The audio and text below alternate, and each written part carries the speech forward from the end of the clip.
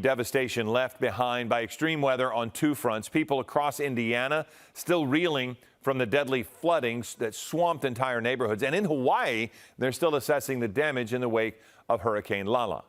ABC's Rena Roy has that. This morning, cleanup efforts underway across the country after days of severe weather. In Hawaii, remnants of Hurricane Lala leaving a trail of destruction. Officials say a 90-year-old woman who was missing was found dead.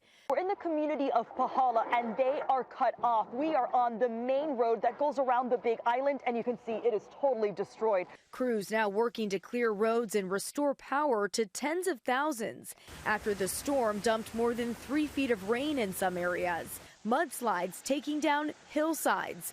Tree branches even littering the inside of Kona International Airport, and powerful winds ripping the roof off this home in Honolulu.